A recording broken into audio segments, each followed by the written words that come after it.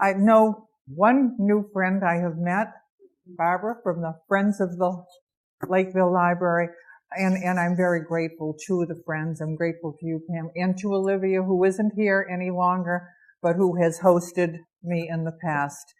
This is a wonderful place to read. It's a wonderful place to actually come to, because they're always doing interesting things. Now look at this. And there's going to be an opportunity to bid on these. Every week, is it, there's a new exhibit? And this is how they support the local artists here. This is wonderful. My new book is World of Hard Use, poems about work and the lives of workers. I used one poem which doesn't immediately relate to work, but it relates to the emotional state that I think many of us enter at one time or another, wondering basically, what is it all about? And I thought this poem would sort of set the tone as a bit of an emotional epigraph to the whole book. It's called The While We Live. The while we live, the little while. Days that wander west, with the vast indifference of gods to the patterns we make in the spinning blizzard of stars. Ridiculous, the stumbling throng of us, whose peculiar grace is this conceit of love, whim of a brain hankering after a bigger piece of being, a mote troubling the mind of no time, which blew it forth. What is it about this earth, this crucible that pulls down angels and gives birth to hope, the while we live, the little while?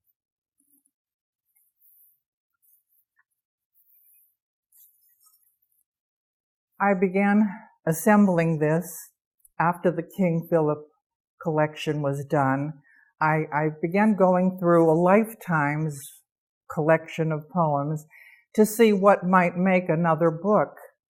And I found that I had indeed written on the theme of work and in the lives of our workaday lives, so to speak.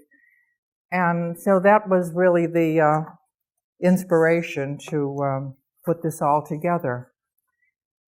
And of course, every workman has his tools. Tom certainly knows all about tools. We all have our tools. The writer has their tools. The carpenter has his tools. I volunteered at one time down the road into Middleborough at the Archaeology Museum. And I came across, what I did there was inventory, projectile points and whatever somebody had dug out of the ground and brought in at one time.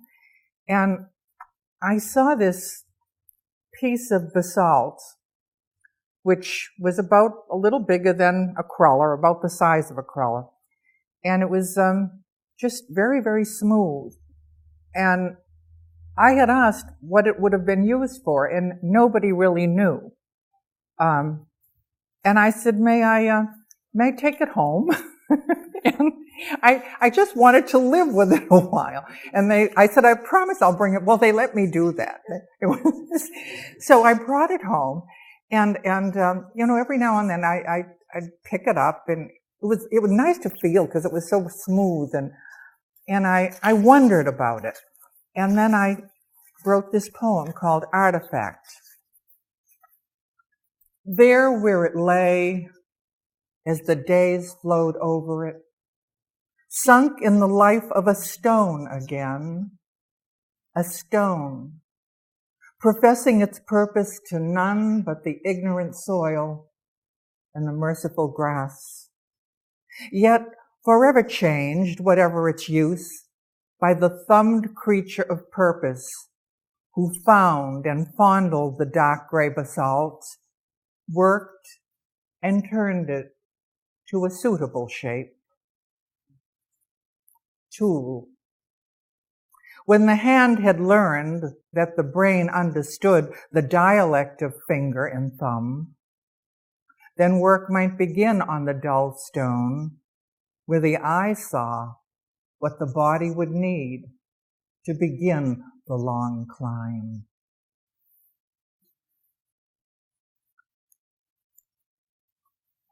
Many of you here, I hope, have heard the song, the old ballad, folk ballad about John Henry, the steel driving man. Well, according to legend, John Henry was a very large, strong man, black man, who had found himself in competition with the advance of technology in his age. And this new steam drill had been brought into the work site. And according to the myth, John Henry wants to prove that he can outwork drill and dies in the effort. He beats the steam drill according to the song, but then he dies. And there are many, many verses to this. Some years ago, I heard an interview with the author of Steel Driving Man, which was a study of this legend by Scott Reynolds Nelson. And this man set about wanting to find out the real story behind the song, the myth, the legend. And what he found out was that the legend was layered over the real truth. John Henry was a young man from the north. It might have been New Jersey, even if I don't remember exactly. But he was in the South, and this is after the Civil War, and the black coats are in effect, which was a devious way of arresting young men and getting them to do hard labor, as, again, it was a way of maintaining the slave situation. So this is my assessment of Scott Reynolds Nelson's story of the real truth behind John Henry. They took John Henry to the White House and buried him in the sand, and every locomotive come roaring by says, "There lays that steel-driving man. There lays that steel-driving man." The White House was, in fact, the infirmary of the Virginia Penitentiary where John Henry was buried. All that yammer about his hammer wasn't no race with a steam drill killed John Henry. Wasn't that way at all. Was Jim Crow law in the post-war South. Corruption, collusion killed John Henry. The Black Codes, Virginia Penitentiary, Chesapeake and Ohio Railroad was rippling greed. The python that crushes and swallows men whole killed John Henry, killed the steel-driving man. It was politicians killed John Henry, privatizing, capitalizing men, the governor among them. Sold the state-owned railroad to C.P. Huntington. He took the goose, gizzard and grease, left all the debt outstanding for the Commonwealth to eat. His overseer, Claiborne Mason, old slave labor man from down the mines, come up with the idea, rent out prison labor. Men like young John Henry for minor misdemeanors doing serious time. Great for the bottom line. With a 6-year deadline to finish Lewis Tunnel on through to West Virginia for control of the C&O, You know they drove that crew. Hammer, steam drill, dynamite, Allegheny hard rock, the shaly sandstone kicking back great clouds of silica dust, scarring the lungs, choking off breath. Was Lewis Tunnel killed John Henry, killed the steel-driving man. Average prisoner didn't last more than 2 damn sorry years. He died with his hammer in his hand.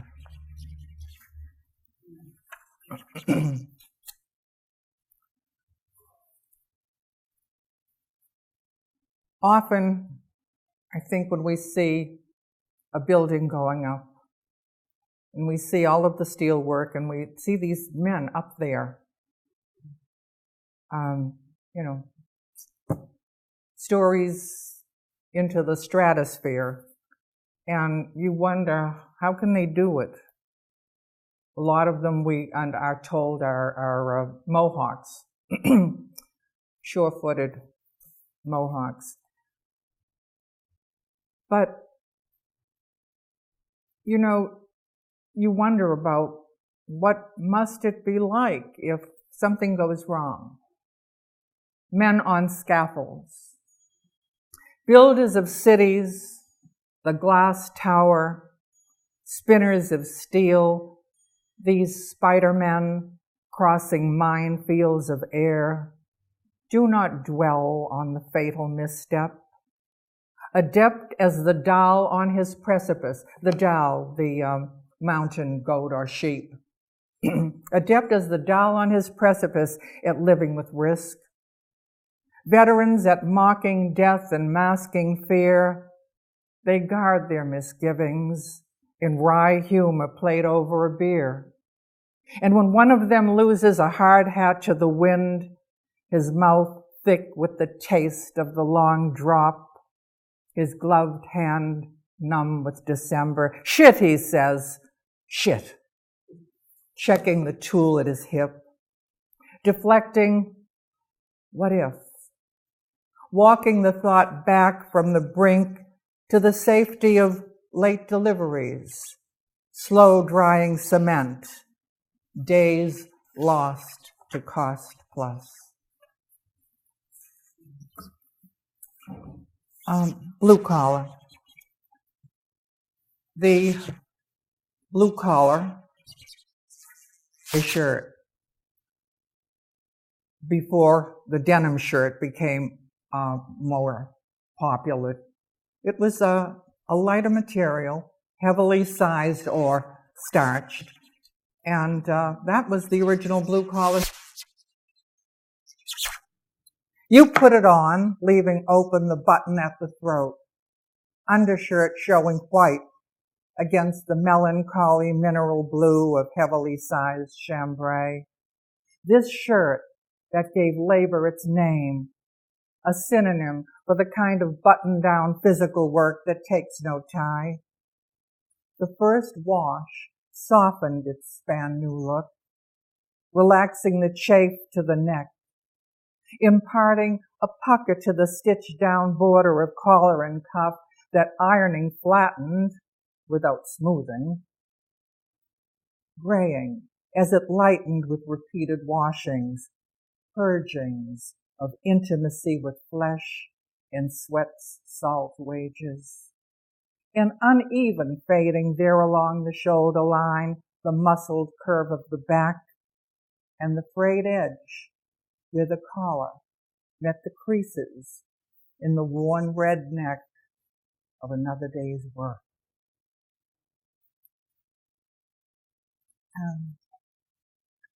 Sarnie's in Weymouth Land was a little restaurant, and a lot of the workmen that I knew would go there for breakfast in the morning. I wasn't really the waitress there, but for the sake of the poem, I put it in the first person. Breakfast at Sarnie's, Lincoln Square, Weymouth, London. The coffee shop is closed now, but the bus still stops. With old jokes and headlines they'd straggle in. Al, Bill, Bob, Ken, union men. Jim took off in '78 for Houston.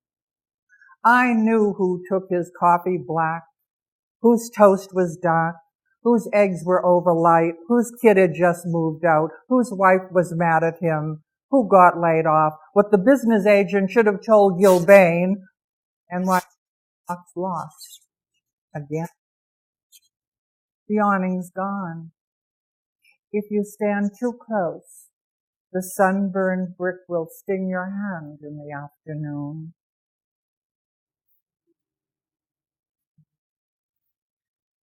All right, I'm going to leave construction for a while. I was talking with Barbara. We mentioned our Canadian heritage, and my mother's people, when they came down, they worked in the mills. And this poem is about some of the stories that she told me. She worked in the mills too. And it's dedicated pour ma mère.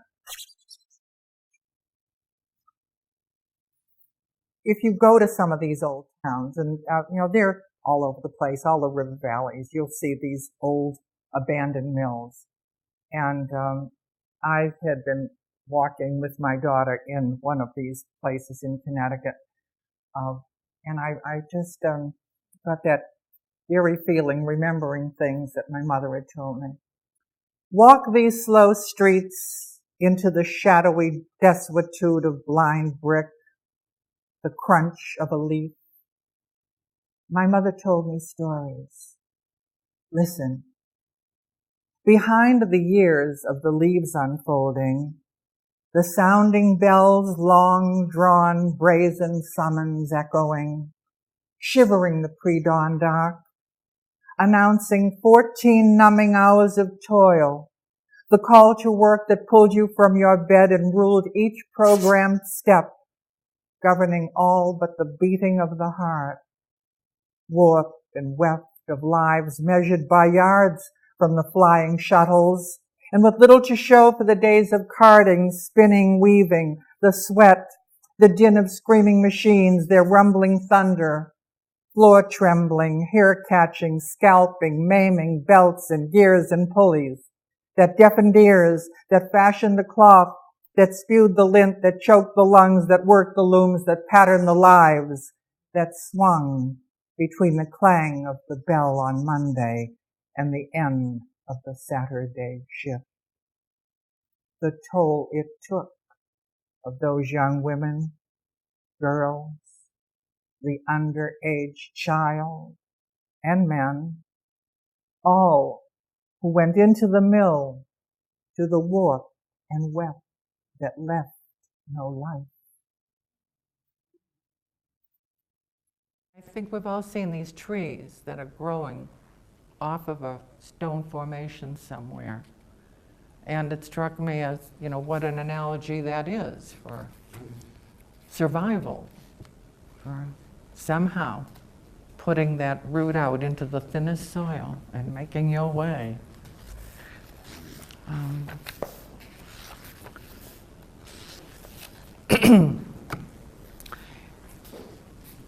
Free range. Send me into the morning with the duende of bulls, the abandon of chickens, the appetite of the grazy, weed-eating goats tickling the grass with their beards. The other ones, not driven from task to task, minute to minute, lucky to wander off, find a shade, settle down in it, knee, haunch, hoof. There are those days and the routine, and you just think, one more thing and one more thing, and you'd like to start that day off with that power, that duende, that earth power of bulls, and not get worn down. And you do. You envy those creatures that can wander off. And of course, once you're retired, then you can do that. The clock. The clock keeps a poker face. It does not tell us why some days seem longer than others, or why the days repeat themselves in weeks as neat as printouts. Monday, Tuesday, it does not matter. Tuesday will follow Monday. This is established. There is an order. To everything, there is a time. We hunch at our desks, keep order with Microsoft and paper clips. We save time. Monday begins. Tuesday waits in its stall. The clock watches us with its dozen eyes. Some days will be longer than others.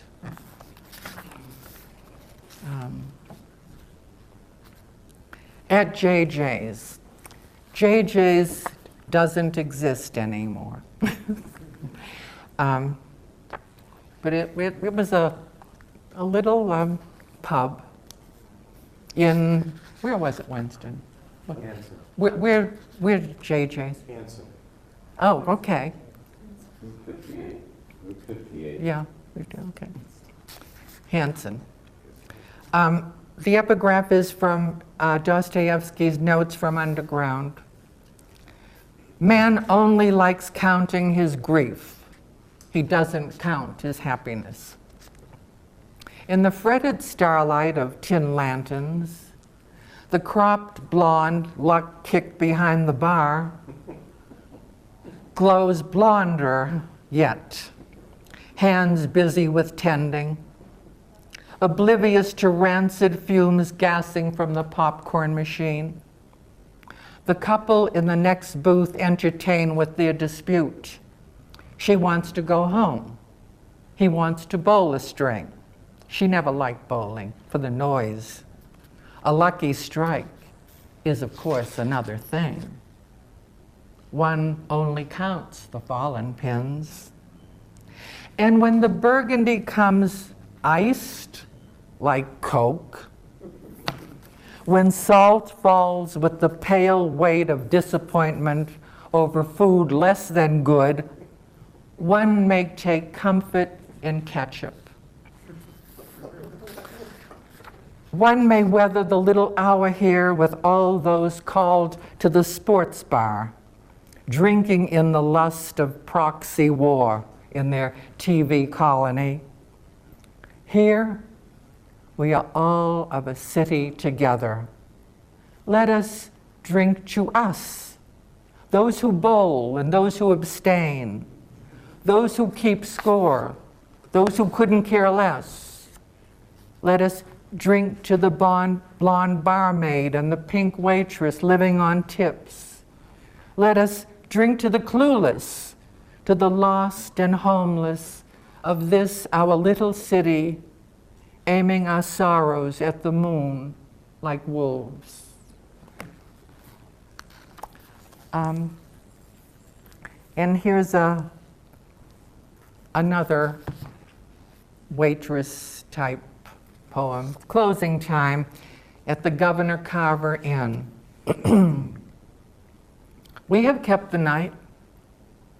We have kept the kitchen doors swinging, laced with light, and the Windsor chairs in decorous pairs facing the perishing candles. We have kept the orders efficient and gracious. We have kept the night strung together with smiles, composed as the silken flower faces in their milk glass vases. A little change of pace. Kathy Drynan is a friend, and she's also the health director of health whatever you call the health agent in town, in Halifax. And she told Winston and me once about this poetry reading that was going to take place out in a pasture, and I don't even remember what town, but it was somewhere around Halifax or Bridgewater or Hanson, I don't know. Where was it? Plimpton. Oh, in Plimpton, okay, thank you. The poem is Two and a Mule Named Della. Toward the slow end of a warm afternoon on a day more like September than July, we came through the field to a green knoll just as evening flung a fistful of swallows at the serious face of the sun working its way across its track of sky. When the birds that had caught our attention turned it to a startlingly red wagon with a pull-down platform and all set up as a stage with speakers and microphone, the poet about to begin his routine. Testing, testing. A man of middle age, too light-skinned to be one of the Roma, though he had chosen the lifestyle of them. His wife there lending a hand and greeting the neighborhood curious drifting into the semicircle of folding chairs, like an old-fashioned tent show meeting. And Golden Della, the honey-colored mule, pastured in a taped-off makeshift corral, horsepower for the self-contained wagon, a riffling breeze combing her blonde mane in the way tidal seagrass floats and drifts, a noble animal in all her aspects. It was thanks to Kathy's sister they were here in this New England pasture, having come cross-country from Oregon and paying their way with the well-read poem, meandering slowly south for winter, no more encumbered than the birds of the air, the exuberant swallows at play, their carefree freedom, the gypsy wagon, its fluid address, and the wild notion of following your bliss, which is to say, with some imagination, one may see that a door can be a wall or a way.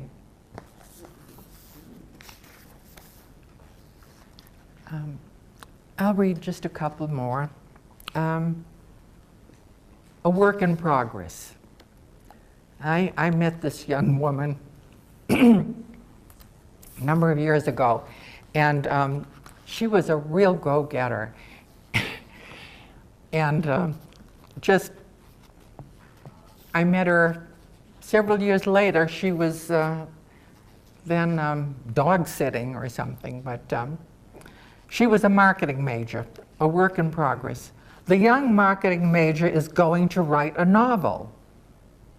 It will have social value, a societal critique set in a city like Denver.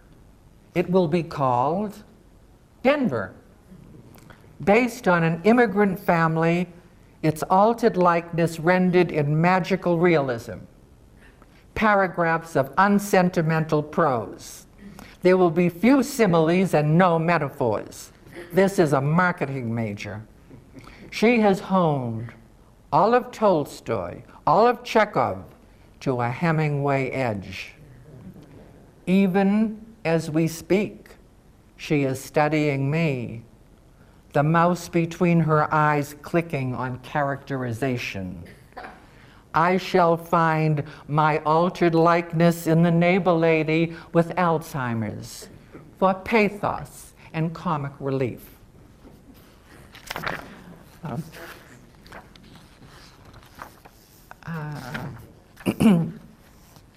Endurance. In Marshfield, that section called Brant Rock or Green Harbor is a great place to go. This is where the boats set out, the lobster boats and other fishing boats. And Winston and I had gone down there last summer, and side by side was one lobster boat called the Endurance, and right next to it was the Finest Kind. And the poem almost wrote itself. Okay. The Endurance rides at anchor next to the Finest Kind on the Green Harbor River, tidal inlet of the bay. The Finest Kind do have endurance, like the copper-capped pilings holding up the wharf, like the wall of granite riprap angled against the insistence of these enduring tides that carry the lobster men, cod, haddock, and flounder men out to sea. Men of the early morning, men of the red sky warning, men of great endurance, the finest kind. And the last one I will read is called This Thing Called Poem. The poem asks, will you give me your days, your eyes, your first and last thought? Will you return again and again to the table by the window where my shadow fell on you and wait? Will you spread your hours out in the mud of intention? Will you walk the ridgepole of hope? Will you, without direction, squeeze into a cave, a crevice, whatever dark place the scent points? And if I should pass waving from the pocket of another, will you give me your praise? Thank you so much. How old's the collection? Oh, well, I mean, they're from 40 years possibly. That last poem about the endurance, that was written last summer. As a matter of fact, the book was all set. And I thought, oh my God, that's a work poem. That's a work poem. What am I going to do? It belongs in the collection. You have to, it's so important to leave something and go back and pick it up. And then you see flaws. You know, you're so excited the first time that you've gotten hold of something that mattered to you, and you put it down, and you can feel very pleased, and then you can go back, and you can destroy something when you overwork it too. And so it's a good idea to hold on to the first draft, because you know, I've done that many times. I've gone so far afield. And then there's the one poem that I talk about that's in, actually in my first book, which took me about 17 years to write, because I couldn't abandon it. Now it's, Billy Collins once, I heard him say that, oh, he didn't labor, it either, you know, fell together or that was it. Well, if there's something that matters to you, or at least to me, it's hard for me to abandon it. I'll keep, you know, I'm the dog with the bone. I'll keep gnawing at it. But that one poem, and you know, you take the end and put it in the beginning and the middle and move everything around, and yeah, and then you can lose all objectivity. But something that I have discovered is there are times when I could work at something, I could sit in front of that computer and move lines back and forth and still not, and feel suddenly it's 4 o'clock and you say, oh my God, the day's gone. I mean, and I've accomplished nothing. And, but then, if you put in that time, I've discovered it's probably not wasted, because there are times when I'll say to my mind before I go to sleep, please work this out for me. And there are times when that happens. It's not that you bounce out of bed with it right there, like a you know, light glowing. But I'll say, oh, I wonder, and then pick it up. And sometimes, I mean, more than once it's happened. That these, and you hear this, you hear scientists say how, and mathematicians, how they've solved things in their sleep. Well, was it Jerome Rothenberg, somebody who said, if you have written a dozen poems in your lifetime, that's enough. That's enough. That's an achievement. I really like Endurance because that was the last one I wrote, and so it's still new. And I think Sisyphus. I love Sisyphus. Yeah, that poem has meant a lot to me because I had wanted to write. I had wanted to write a poem about Sisyphus. I mean, everyone's written about Sisyphus. It's no big deal. But to me, he was so significant, so important. The idea, and I think a lot of poets too, feel the futility of their work. I mean, this is nothing that enough people care about.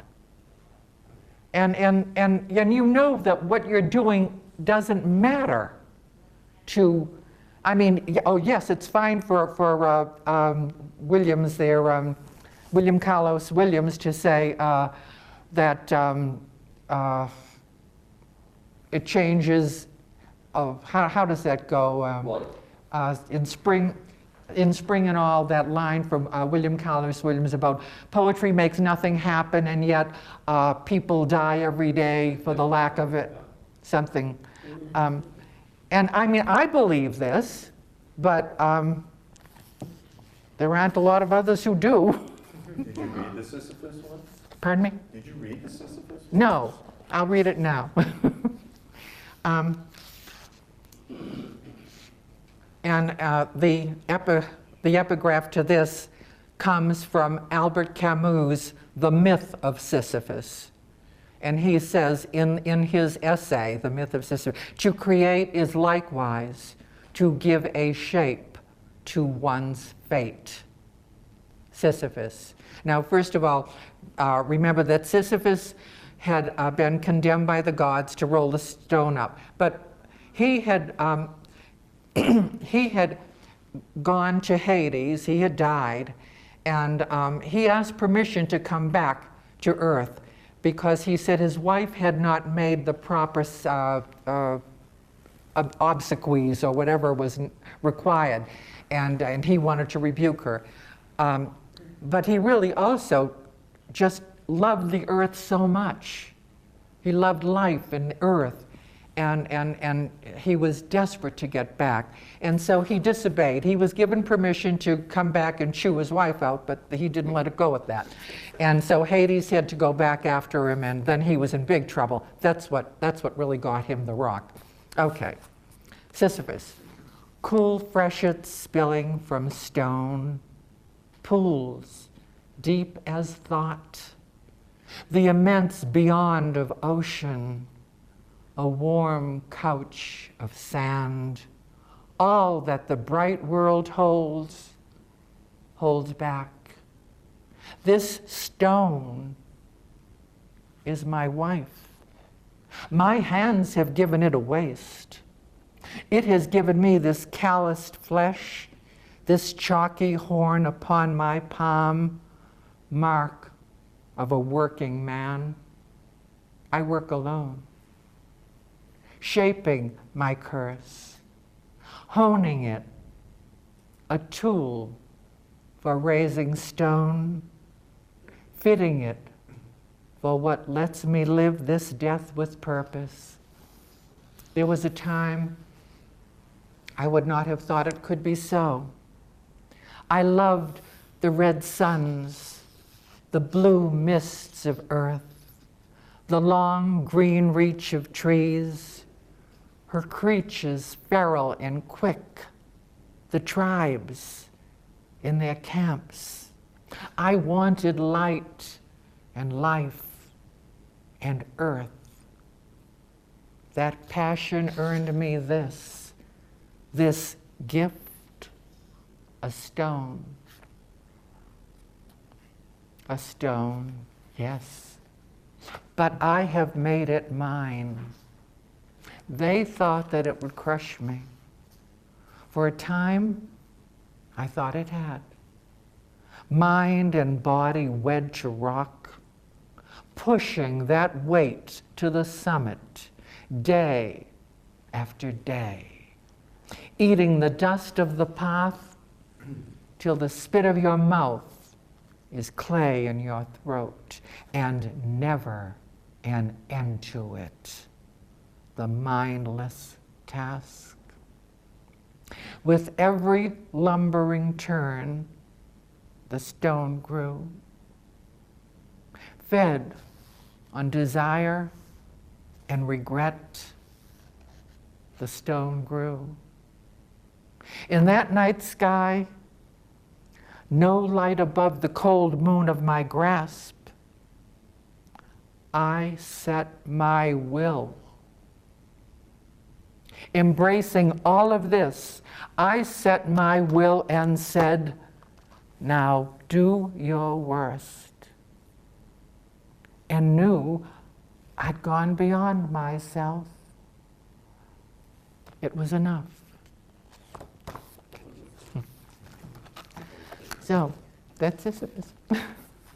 Where or how do I start a poem? Sometimes it's a phrase. It's something you hear on the radio.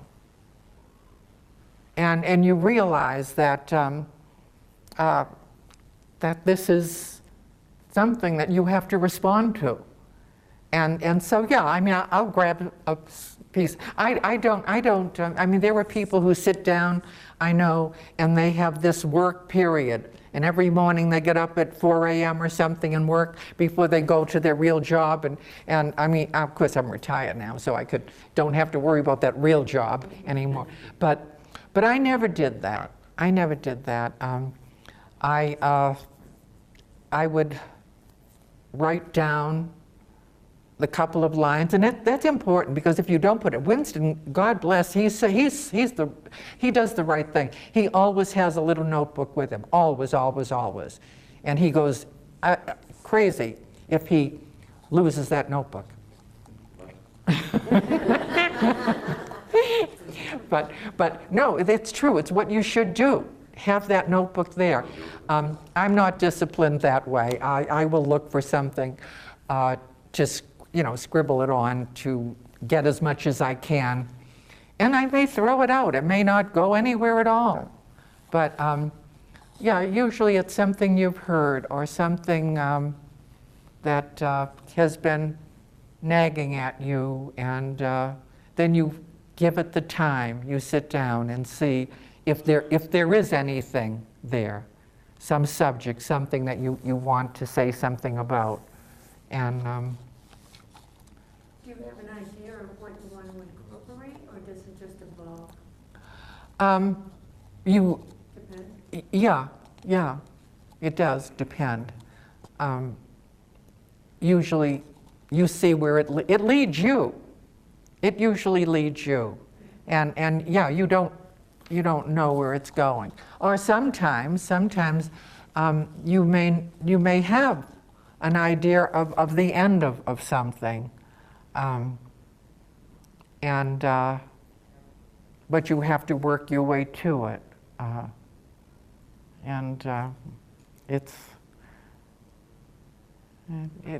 it can be all different ways. I can remember a poem I wrote.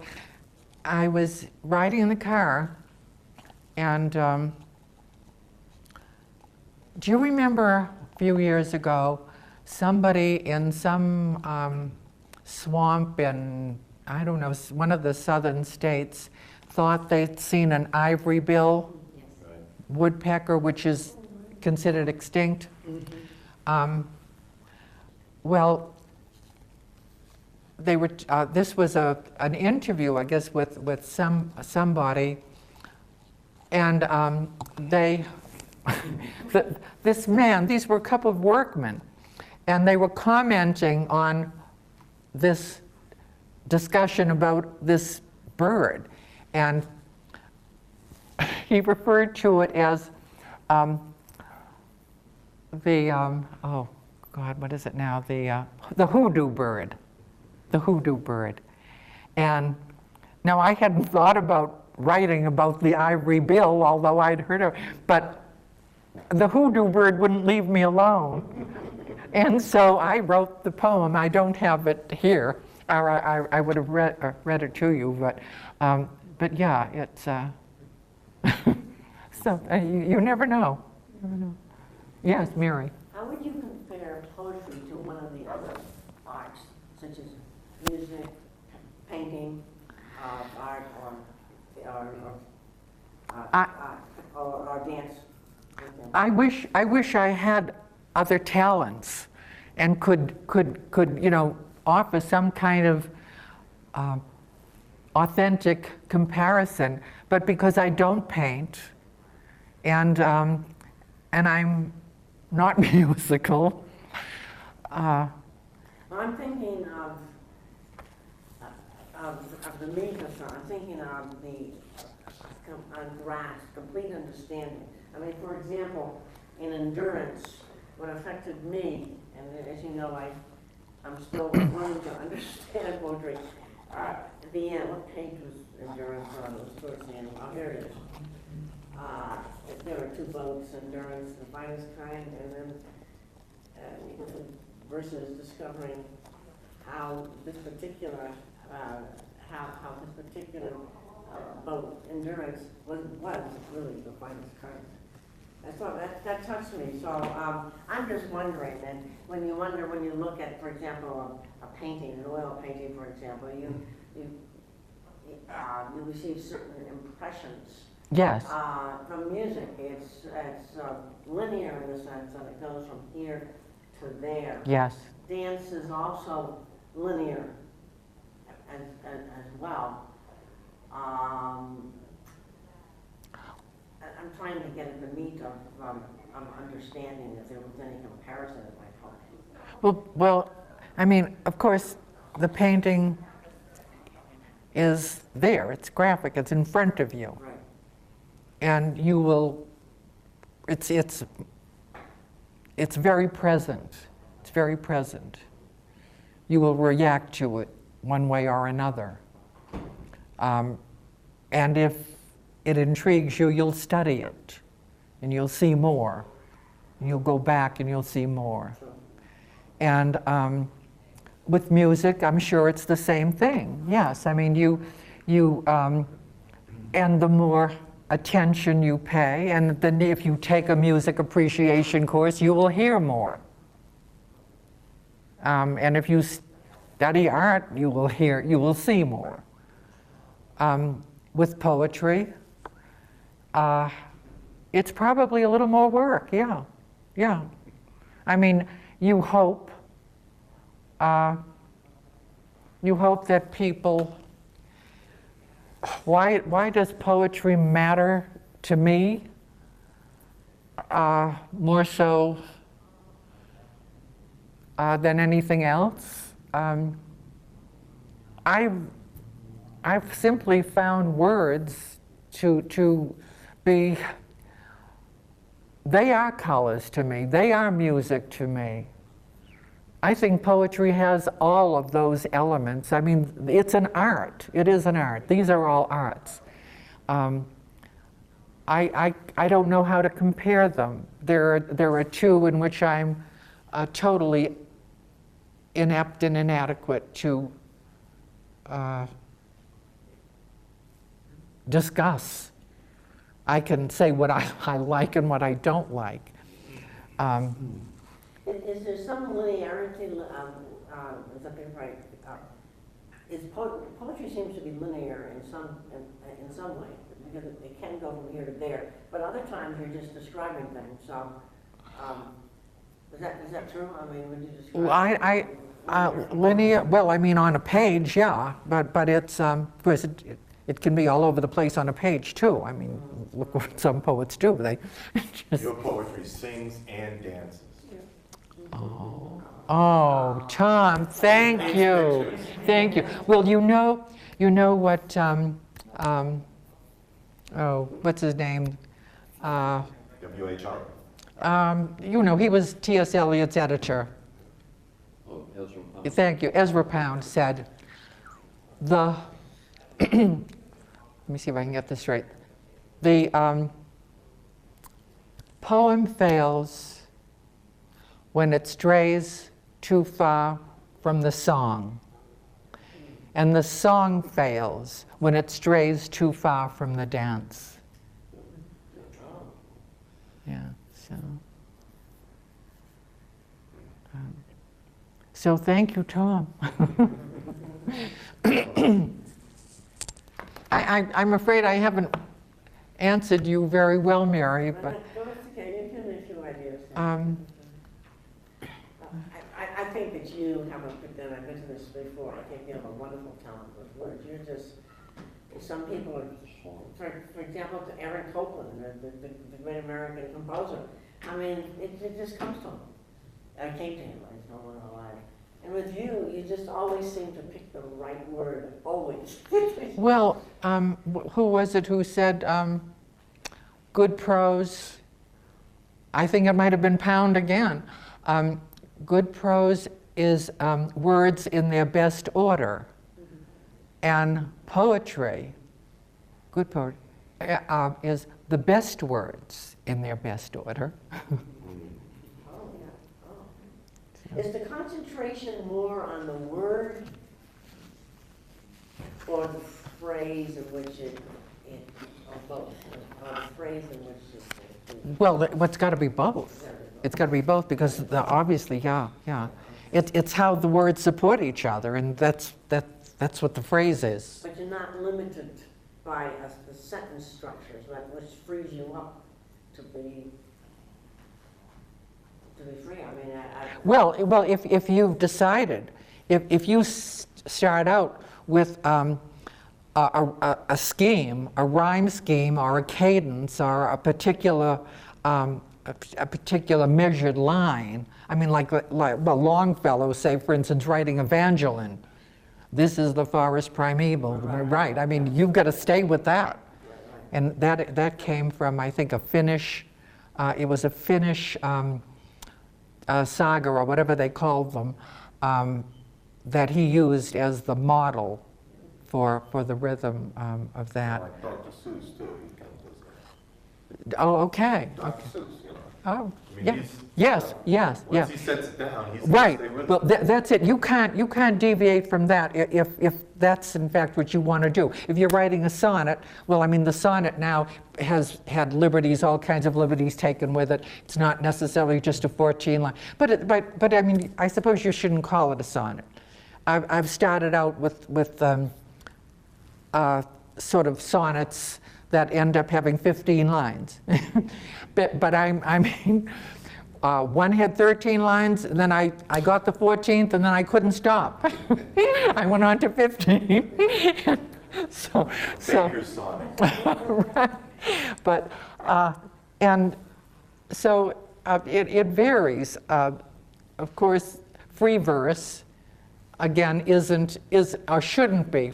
What troubles me, and this is why I hate to go to open mics, because you hear all this lousy poetry, and you do. It's not really poetry, is it? No, it's anecdote. Right. It's anecdote. It's vignette. Now it may be an interesting little story. Actually, I've got one in here, which is about. I mean, I know what it is. It's more. Have we got time? Yeah, we have a few All right. minutes. Thelma Faye. I had to include her. I fell in love with this woman. She was a cab driver on Block Island.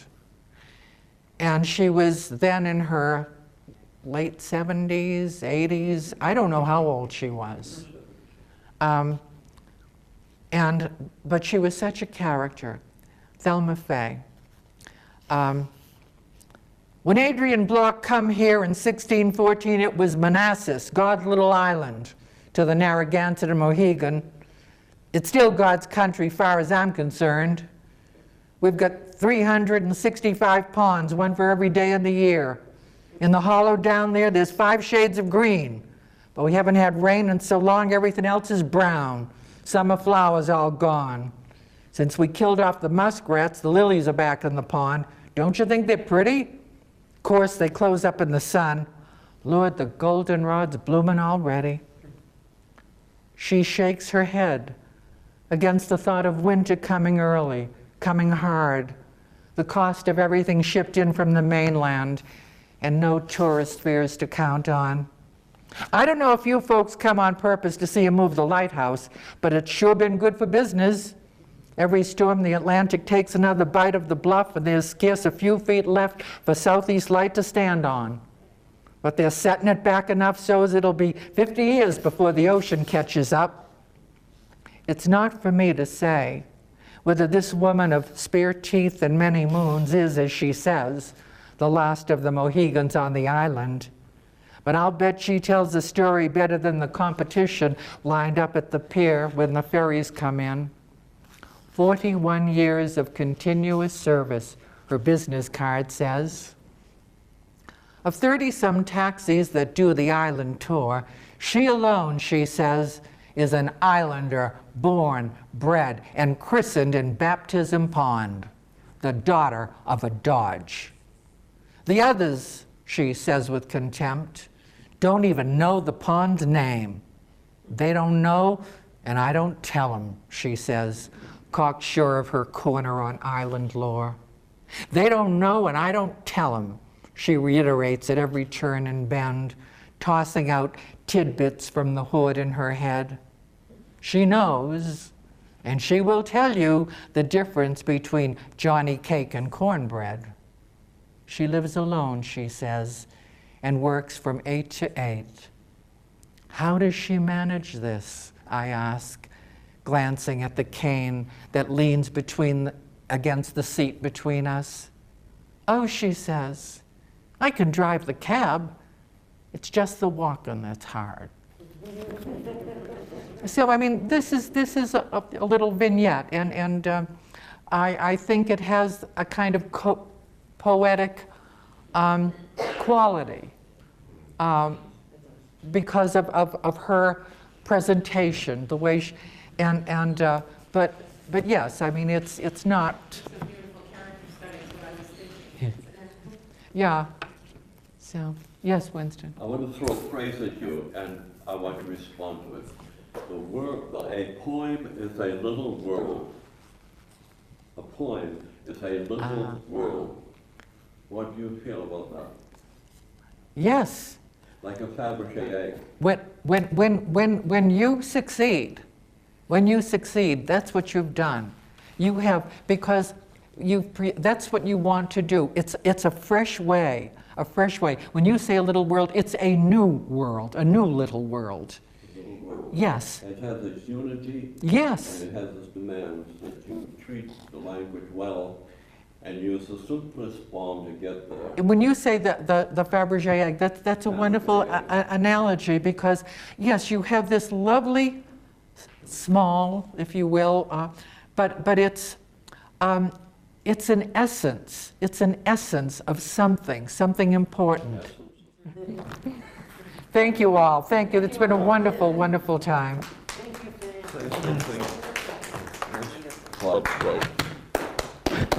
Thank you all for coming. It's been a wonderful.